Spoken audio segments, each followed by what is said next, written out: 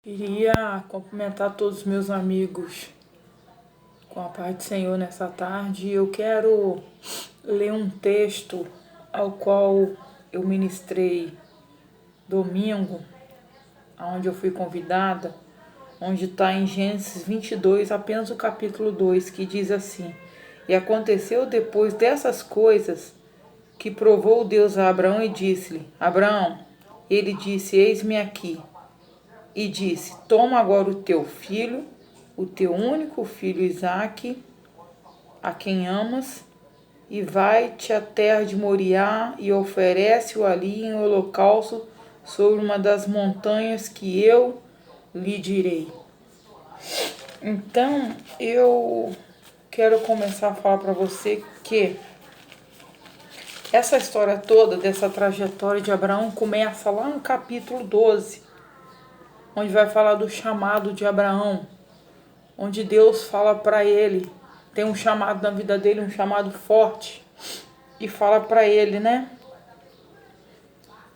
para largar sua parentela, largar tudo que ele tem para trás, largar os seus bens e ir para uma terra onde Deus o mostraria. Que ali Deus o faria ser pai de nações, teria um grande povo, que Deus o abençoaria. Deus falou para ele: conta as estrelas do céu. Se tu pode contar, conta as areias do mar. São o tamanho do povo que eu vou colocar na tua mão. E a gente vê que Abraão foi peregrinar pelo Egito. Só que Deus falou para ele largar tudo para trás. Tudo. Mas Abraão, talvez um pensamento de querer abençoar alguém da família, convidou Ló, para ir com ele, seu primo. E peregrinou pelo Egito durante essa trajetória, e ali nós sabemos que os homens de Abraão se contenderam com os pastores de Ló. Deu uma contenda ali, onde que teve que haver a separação. E Abraão mandou ele escolher qual a terra que ele gostaria de ficar. E Ló já não foi convidado, já não era para ter ido. E certamente ele estava de olho nas coisas que Deus tinha providenciado para Abraão, não para ele. Então escolheu a Campina Verde e deixou uma terra que aparentemente aos olhos humanos era ruim, mas ali que Deus queria trabalhar com Abraão, porque dessa maneira Deus faz conosco, né? Mas a gente está sempre querendo carregar alguém, levar alguém conosco, e às vezes Deus não está mandando, né?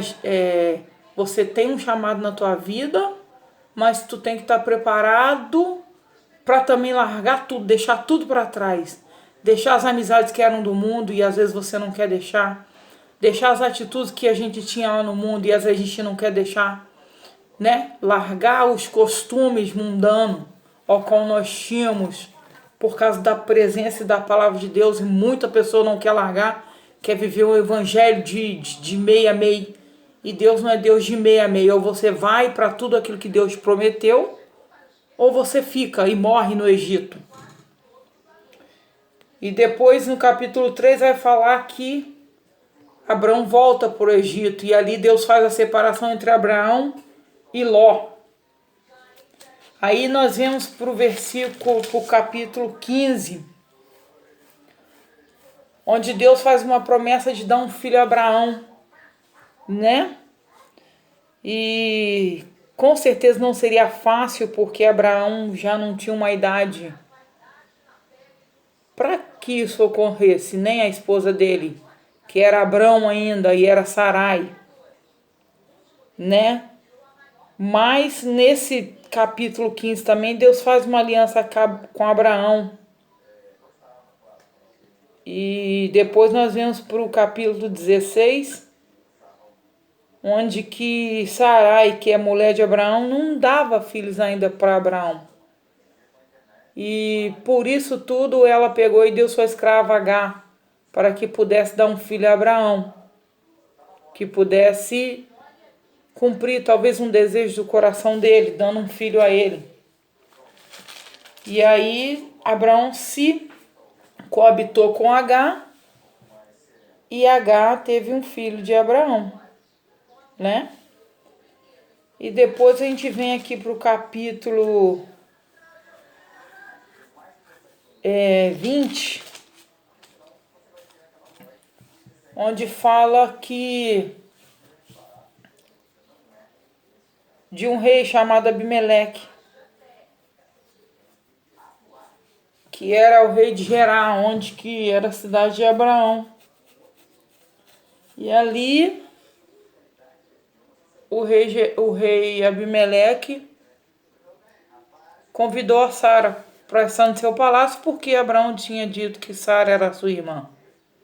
Então ele acolheu Sara no seu palácio. Porém, Deus não permitiu que Abimeleque tocasse em Sara, porque de verdade não era essa a promessa que Deus tinha.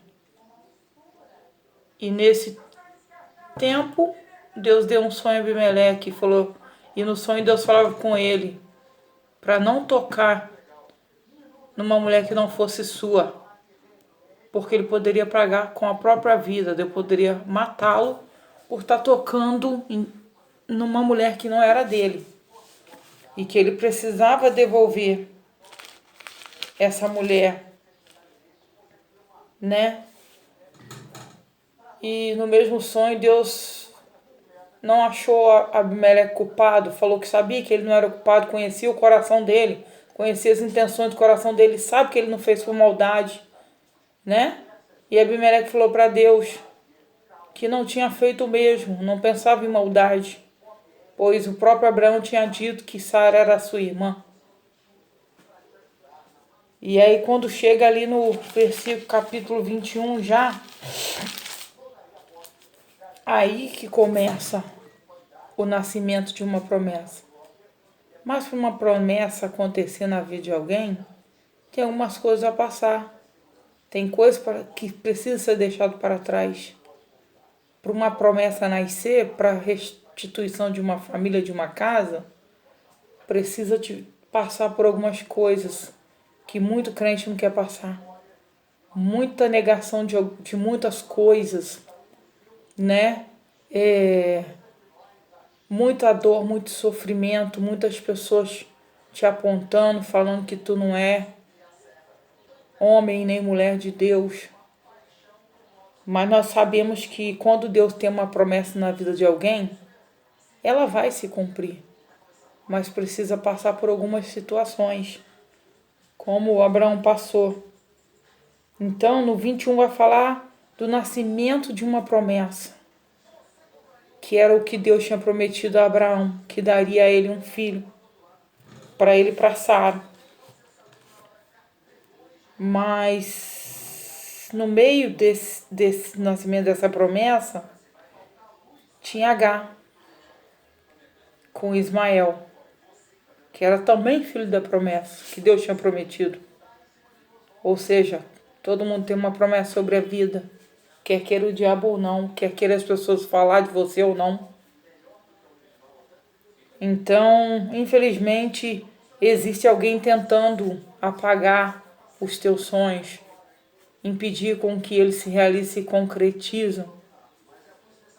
E ali, né, Sara viu Ismael brincando com Isaac e logo falou para Abraão, bota essa mulher para embora, não quero mais essa mulher no meio de nós, nem brincando. Talvez falou isso com o nosso filho. E Abraão, obedecendo, né, preparou um odre de água e um pão e deu para aquela mulher e mandou ela ir para o deserto. E a caminho do deserto, eu não sei quanto tempo ela andou. E por um momento, lógico, a comida e a água acabariam. Mas isso não quer dizer que não teria provisão. Mas talvez ela não creu no primeiro momento, porque era o filho. E ela não querendo ver o filho morrer, colocou ele debaixo de uma árvore no deserto e seguiu adiante alguns metros, eu não sei quantos ao certo. Um tiro de uma flecha, e eu não sei qual a distância, mas eu creio que é bem distante isso. E deixou talvez com uma dor no coração. E ali o menino chorou e ele mesmo orou. E Deus não ouviu a mãe, ouviu o menino. Por que ouviu o menino? Porque ele tinha uma promessa. E muitas vezes a gente acha que Deus não está nos escutando devido a muita luta. E talvez a gente, ou talvez você que está escutando isso daí, possa pensar que Deus não tem um plano na tua vida, que Deus te esqueceu, porque você está nessa luta, eu estou talvez nessa luta. Mas Deus nunca esquece um escolhido, quando Ele tem projeto, Ele tem e pronto. E no mesmo instante que o menino chorava embaixo daquela árvore, Deus bradou, mandou um anjo e mostrou para a mãe dele a água. E a mãe dele pôde levar água para ele. E você conhece essa história. E depois vem para o capítulo 22, onde que a gente leu que Deus deu o filho para Abraão. Mas chegou um dia que Deus queria ver o coração de Abraão. E pediu para ele, agora você me entrega o sacrifício. Aí eu te pergunto, até onde você quer ir pelo sacrifício? Até onde você vai se Deus te pedir algo? E de verdade Ele não vai te pedir teu filho e nem meu filho. Porque Ele sabe que nós somos fracos e pecadores. Que nós não teríamos coragem de dar. Na verdade não temos coragem nem de adorar, de dar o mínimo que Ele pede, que é a adoração, que dirá um filho. Então, existe uma promessa sobre a tua vida, sobre a minha vida. Já no 22 Ele vai te pedir, me pedir um sacrifício. E você e eu estamos dispostos, estamos encorajados a fazer esse sacrifício? Qual é o sacrifício? Eu não sei, você sabe. Eu sei. É a oração? É a entrega da adoração? É subir um monte? É orar de madrugada? É jejuar? Eu não sei qual é a tua entrega, qual é a minha entrega. Talvez o sacrifício que Ele requer de mim e de você seja esse. E pela tua promessa, pela minha promessa, você e eu estamos dispostos a entregar o sacrifício? Porque Ele proveu o fogo e nós o sacrifício. No caso de Abraão, ele pediu como holocausto o filho dele, o único filho que o próprio Deus deu. Se Ele deu, não é meu e nem seu, é dele.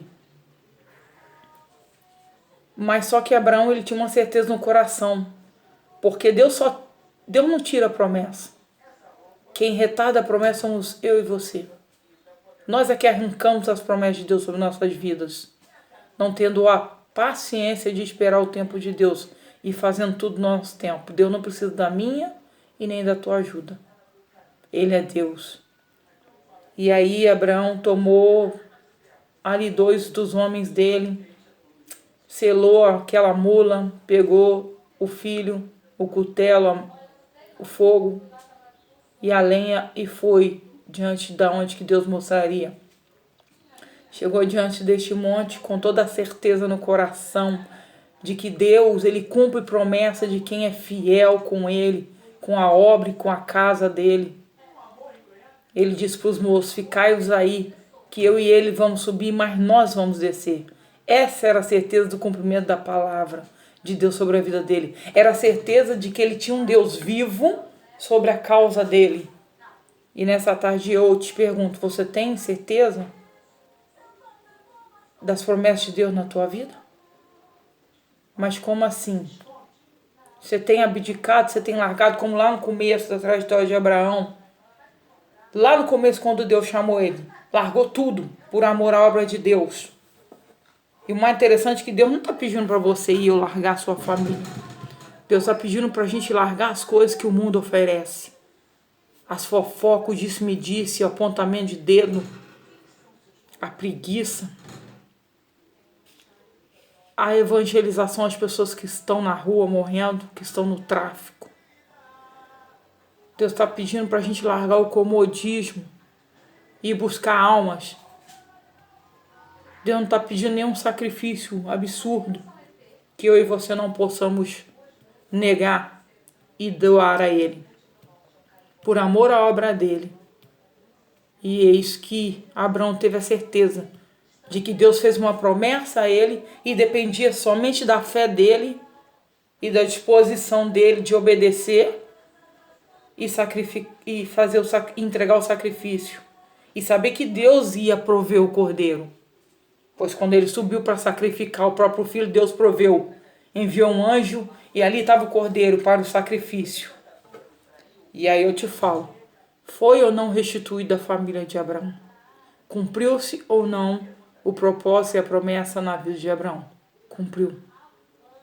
Então, nessa tarde eu quero te falar que para cumprir todas as promessas, todos os propósitos da nossa vida, nós é que temos que nos colocar na posição de adorador.